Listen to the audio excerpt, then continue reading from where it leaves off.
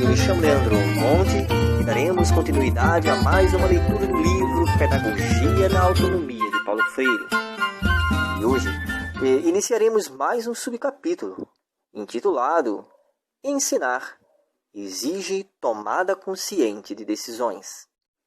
Assim segue na página 68.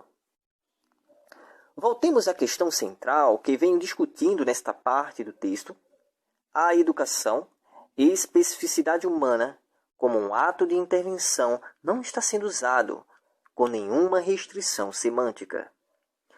Quando falo em educação como intervenção, me refiro tanto a que inspira as mudanças radicais na sociedade, no campo da economia, das relações humanas, da propriedade, do direito ao trabalho, à terra, à educação, à saúde, quanto a que, pelo contrário, reacionariamente pretende imobilizar a história e manter a ordem injusta.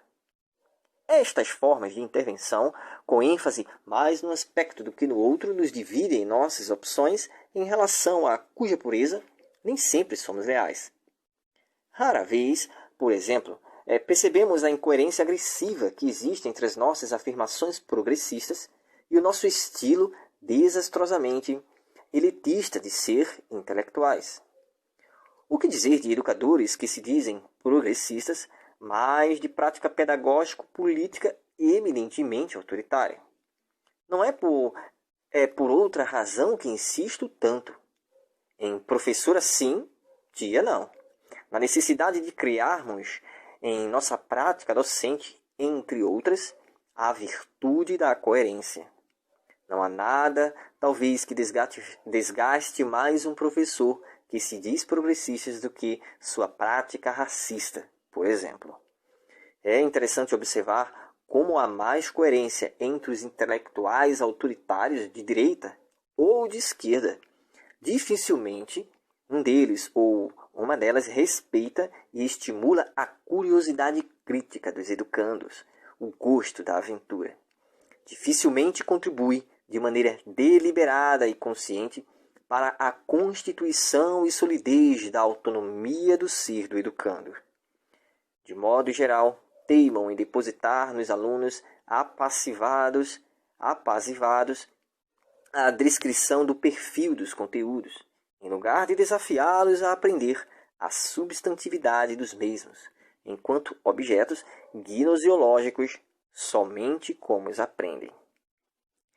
É na diretividade da educação, esta vocação que ela tem, como ação especificamente humana, de endereçar-se até sonhos, ideias, utopias e objetivo, que se acha o que venho chamando politicamente da educação.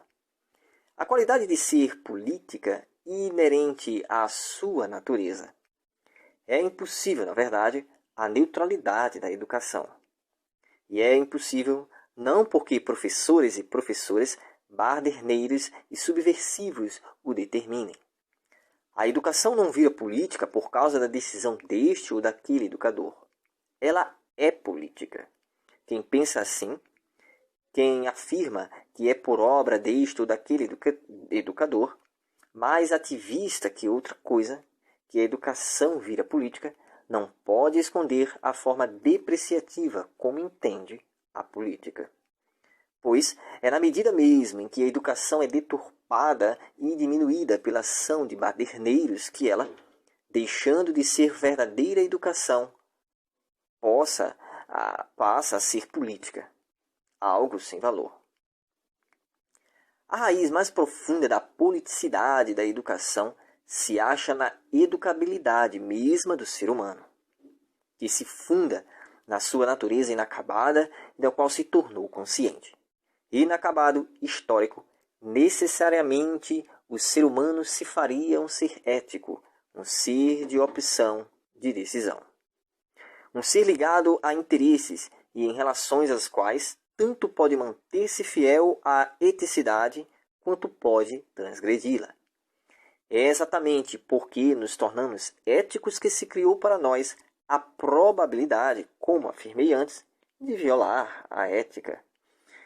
Para que a educação fosse neutra, era preciso que não houvesse discordância nenhuma entre as pessoas com relação aos modos de vida individual e social, com relação ao estilo político a ser posto em prática, aos valores a serem encarnados.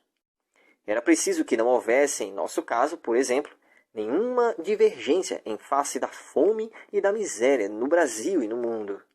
Era necessário que toda a população nacional aceitasse mesmo que elas, miséria e fome, aqui e fora daqui, são uma fatalidade do fim do século.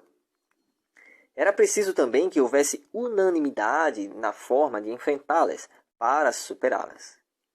Para que a educação não fosse uma forma política de intervenção no mundo, era indispensável que o mundo em que ela se deve não fosse humano.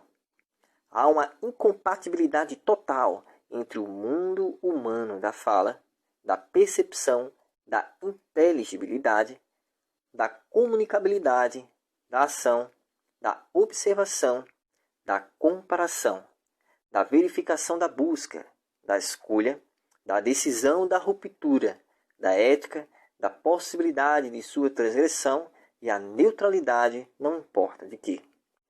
O que devo pretender não é a neutralidade da educação, mas o respeito, a toda prova, aos educandos, aos educadores e às educadoras. O respeito aos educadores e educadoras por parte da administração pública ou privada das escolas. O respeito aos educandos, assumindo a prática pelos educadores, não importa de que escola, particular ou pública. Bom, pessoal, hoje ficamos por aqui. Tenha uma ótima terça-feira para todos e até amanhã.